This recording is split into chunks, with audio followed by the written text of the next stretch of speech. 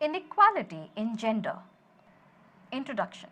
Dear students, today we are going to discuss about gender inequality and its influence in the society. Gender means the social, cultural and psychological patterning of differences between male and female. Gender inequality refers to unequal treatment between men and women. It is a result of the persistent discrimination of one group of people on the other based upon gender. Sociologically, the word gender refers to the socio-cultural definition of man and woman.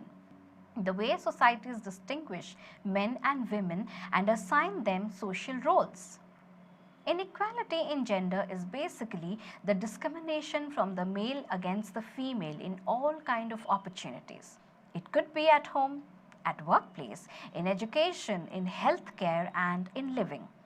It is furthermore considered a causal factor of violence against women.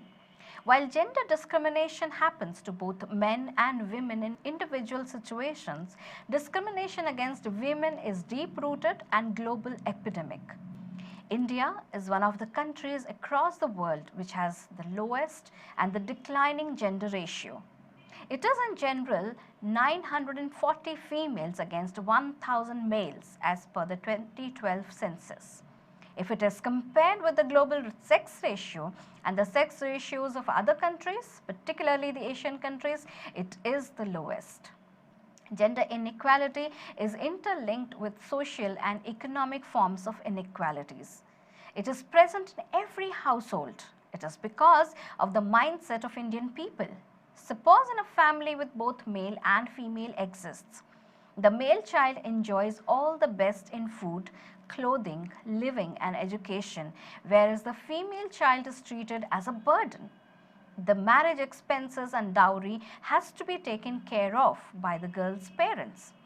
The male child is treated well, thinking he would be the caretaker of the parents during their old age.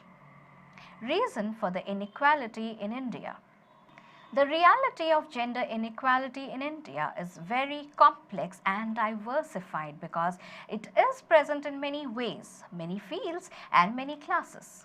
In Indian society, the birth of a son is celebrated, the birth of a daughter is filled with pain.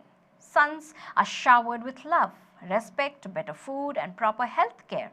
Boys are encouraged to be tough and outgoing. Girls are encouraged to be homebound and shy. All these differences are gender differences and they are created by the society. It is the patriarchal system followed in India which is to be blamed for this kind of discrimination. There have been efforts to break the mold and provide space for the female membership in the joint family and equal share in the family property among the female and male descendants. But in spite of this, the female exclusion, discrimination, subordination has continued because the patriarchal values have gone deeper into the humankind. The male child alone can perform the funeral rites to bring peace to the deceased parents and make them immortal. This is the privilege bestowed upon male alone. It is here that the social basis of gender inequality and unfair gender discrimination germinates. The birth of a male child has become a social necessity which increased female feticide. The status of women in India has been subject to many great changes over the past few millenniums. From equal status with men in ancient times through the low points of the medieval period to the promotion of equal rights by many reformers, the history of women in India has been eventful. Politics plays a central role in the interests, institutions and ideas that are needed to reshape social welfare and gender inequality in politics and society limits government's ability to act on economic incentives. There are still larger gender disparities in basic human rights, resources, economic opportunity and in political rights. However, women in India continue to face violence such as rape, as throwing and dowry killings, while young girls are forced into prostitution. As of late, rape has seen a sharp increase in cases of young girls brutally raped in public areas. It would be interesting for us to know when this inequality has started. According to studies, women enjoyed equal status and rights during the early Vedic period. However, in approximately about 500 BC, the status of women began to decline with the Smritis and with the Islamic invasion of Babur and the Mughal Empire, and Christianity later curtailing women's freedom and rights. Although reform movements such as Jainism allowed women to be admitted to religious orders, by and large, women in India faced confinement and restriction. In modern India, women have held high offices including that of President, Prime Minister, Speaker of the Lok Sabha and Leader of the Opposition. Influence on economy. No nation, no society, no community can hold its head high and claim to be part of a civilized world if it condones the practice of discriminating against one half of humanity represented by women. Gender inequality has adverse impact on development goals and reduces economic growth. It hampers the overall well-being because blocking women from participation in social, political and economic activities can adversely affect the whole society. Invest in human capital is one of the most effective means of reducing poverty and encouraging sustainable development. Yet, women receive less education compared to her male counterparts. Women also get less employment opportunities due to household and family issues. This in turn has impact over the economy of the country.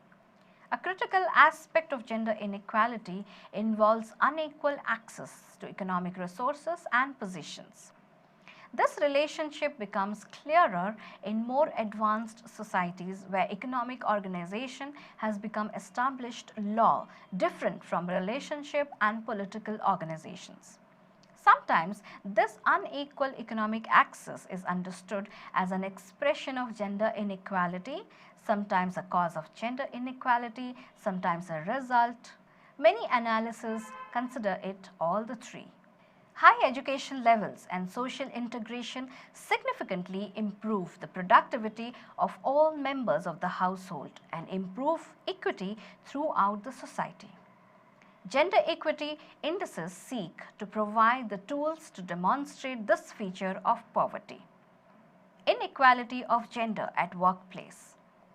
Inequality exists when workers are equally qualified and perform the same work, but one group of workers is paid more than the other. Women are highly underrepresented on boards of directors and in senior positions in the private sector. As women entered the workforce in larger numbers, occupations have become segregated based on the amount of femininity or masculinity supposed to be associated with each occupation.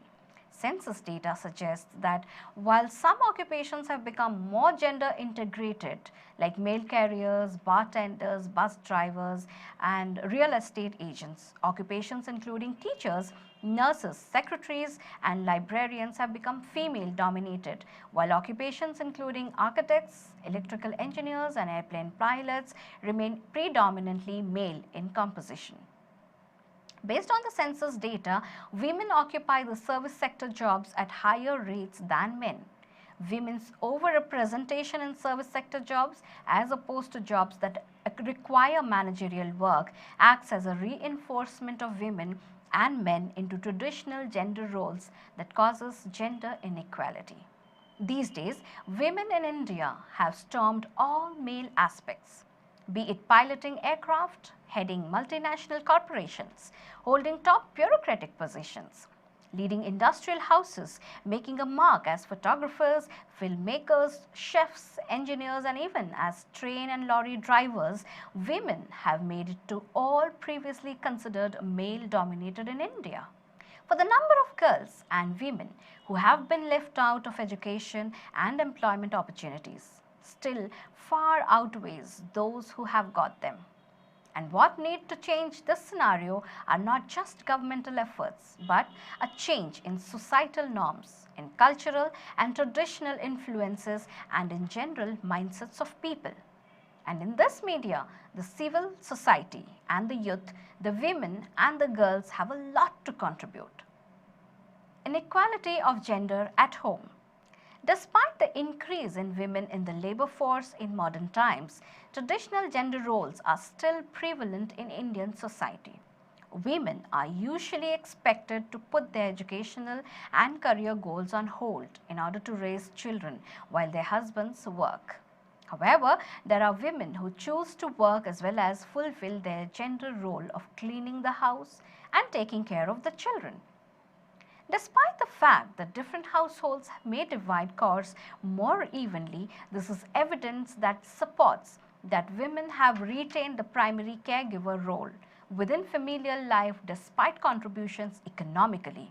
This evidence suggests that women who work outside the home often put an extra 18 hours a week doing household or child care related chores as opposed to men who average 12 minutes a day in childcare activities.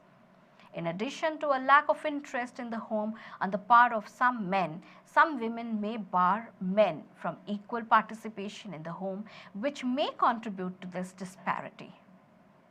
Inequality of gender in education. Education is widely recognized as the gateway to economic security and opportunity, particularly for girls and women. Urban women have good access to education, whereas the rural women, who form 80% of the female population, are denied from getting educated. There are many factors which hinder them, like lack of facilities, financial conditions, social, cultural and regional aspects. Only 54% of Indian women are illiterate as compared to 76% of men. Some studies have documented that in villages in India, women are often discouraged to seek education. However, recent studies document remarkable success in efforts to improve girls' primary education. However, when it comes to secondary education, girls are still disadvantaged. Moreover, women employment rates are still low and seem to have further declined in recent years. Recent studies also document unequal access to and control over family resources for Indian women, including control over land and bank accounts, as well as severe limitations on their geographical mobility. In the rural areas, the girl children are made to perform household and agricultural chores. This is one of the main factors limiting girls' education. Cleaning the house, preparing the food, looking after their siblings, the elderly and the sick, grazing the cattle and collecting firewood are some of the key tasks they have to perform. Households are therefore reluctant to spare them for schooling. Physical safety of the girls, especially when they have to travel a long distance to school, and fear of sexual harassment are other reasons that obstruct girls' education. The other factor limiting female education is poverty. Economics plays a key role when it comes to coping with direct costs such as tuition fees, cost of textbooks, uniforms, transportation, and other expenses. Wherever, especially in families with many children, these costs exceed the income of the family, girls are the first to be denied schooling. In the urban areas, however, there is a noticeable difference in the opportunities that girls get for education and employment. Lack of education has forced many women into the risky informal economy as street traders, domestic servants, home workers, and seasonal laborers. This, in turn, reflects a continuing belief that there is little benefit in educating a girl when she could be working in the marketplace or fields. Though the figures for girls would still be low as compared to boys, what is heartening to see is that whenever given the opportunity, girls have excelled more than boys. But the number of girls who have been left out of education still far outweigh those who have got them.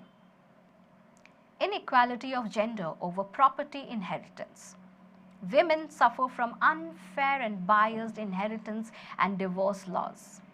These laws prevent women from accumulating substantial financial assets, making it difficult for women to establish their own security and autonomy. The origin of the Indian idea of appropriate female behavior can be traced to the rules laid down by Manu in 200 BC. By a young girl, by a young woman, or even by an aged one, nothing must be done independently, even in her own house. In childhood, a female must be subject to her father, in youth to her husband, when her lord is dead to her sons. A woman must never be independent. Unequal succession practices and laws. Dealing with after-death property distribution not controlled by a will set up a deliberate disparity between the amount of inheritance received by a woman and the man and the amount inherited by a man. Although such laws often entitle a wife or a daughter to some property after the death of a husband or male relative, the laws discriminate against women by entitling a daughter only to half the inheritance that a son would receive, giving male relatives or spouses the right to administer women's wealth, requiring estates to distribute property only after consulting male beneficiaries, or prohibiting women from owning certain types of property. Many of the feminist economist analyses have further demonstrated that households and individual well-being are not necessarily the same. Individuals living in the same household may have very different control over the household income and assets. The lack of control over income and assets shows how economic inequality accumulated over the life course of individuals impacts on women's lower wages. This cripples their economic agency and decision making to manage and innovate with assets. Lack of ownership and controlled rights to productive assets is linked to negative development outcomes, especially in relation to gender inequality and inclusive economic growth. However, relatively little research has been done on the gendered distribution of productive assets and to determine how intra-household asset distribution affects women's economic security, limits their confidence and impacts productivity. Equal rights to productive assets of women with those of men can lead to greater economic activity and change in the perception of dependence on men, thus result in substantially reducing omission of women from social processes and promote development of diverse capabilities, thereby enhancing productivity and reducing inequality. Inequality of gender in healthcare. Women face discrimination right from the childhood. Gender disparities in nutrition are evident from infancy to adulthood. In fact, gender has been the most statistically significant determinant of malnutrition among young children, and malnutrition is a frequent, direct or underlying cause of death among girls below age 5. Girls are breastfed less frequently and for a shorter duration in infancy. In childhood and adulthood, males are fed first and better. Adult women consume approximately 1,000 fewer calories per day than men according to one estimate. Nutritional deprivation has two major consequences for women. They never reach their full growth potential and suffer from anemia, which are risk factors in pregnancy. This condition complicates childbearing and results in women and infant deaths and low birth weight infants. Women receive less healthcare facilities than men. A primary way that parents discriminate against their girl children is through neglect during illness. As an adult, they tend to be less likely to admit that they are sick and may wait until their sickness has progressed far before they seek help or help is sought for them. Many women in rural areas die in childbirth due to easily preventable complications.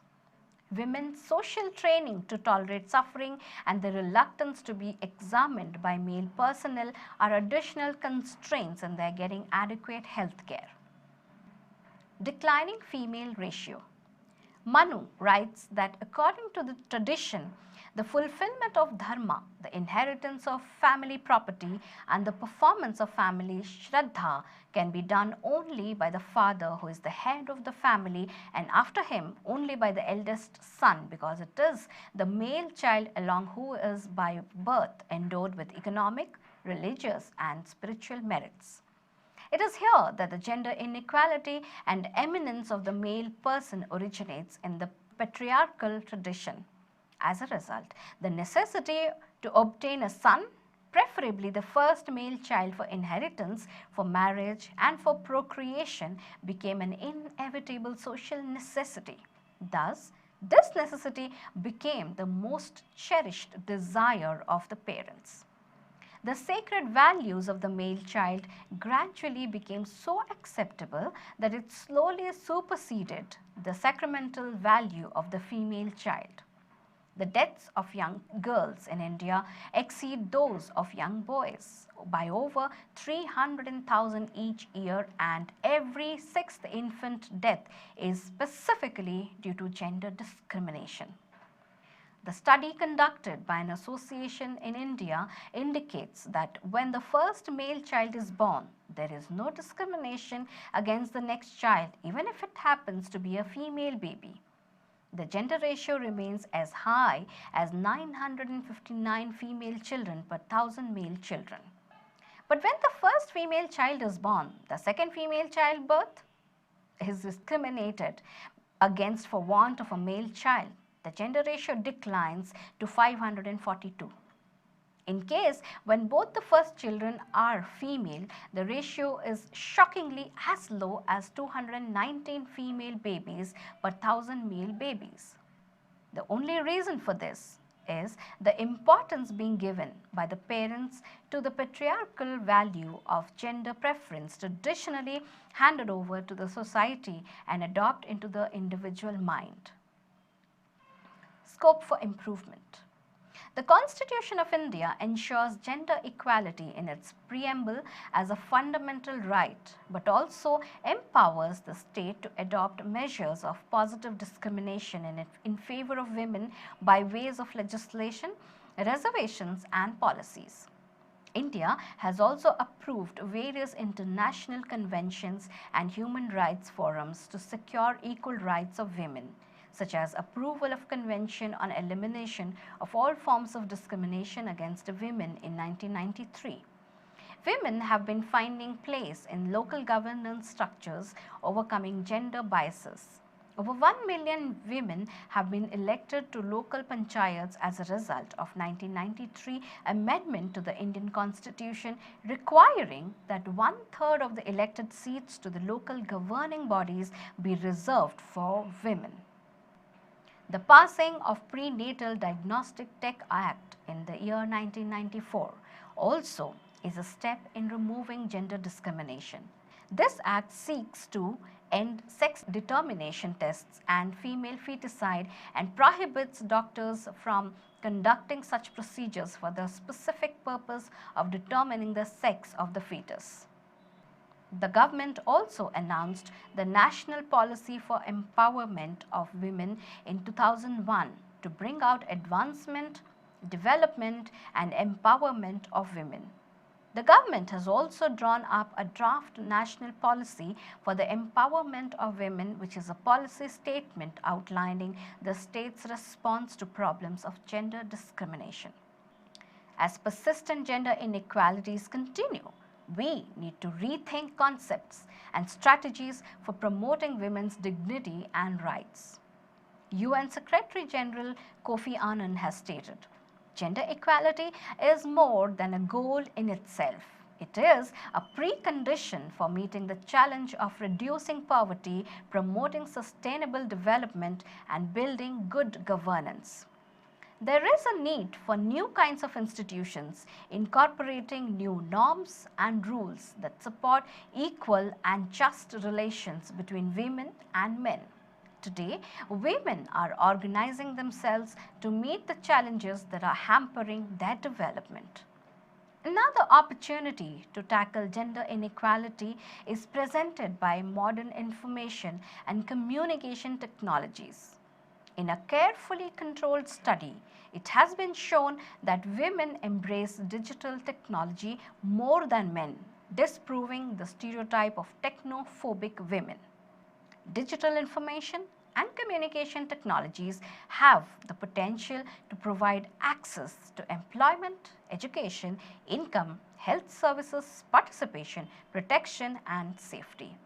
The natural affinity of women with these new communication tools provide women with an opportunity to tackle social discrimination. Conclusion. In other words, if women are provided with modern information and communication technologies, these digital tools present to them an opportunity to fight long-standing inequalities in the workplace and at home. Thus, it is rightly said, man and women are like two wheels of a carriage. The life of one without the other is incomplete. Gender equality strengthens a country's ability to grow, to reduce poverty and provide its people, men, women and children a better life.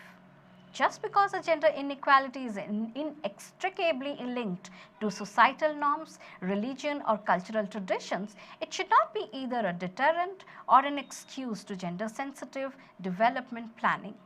India needs to grow in this direction.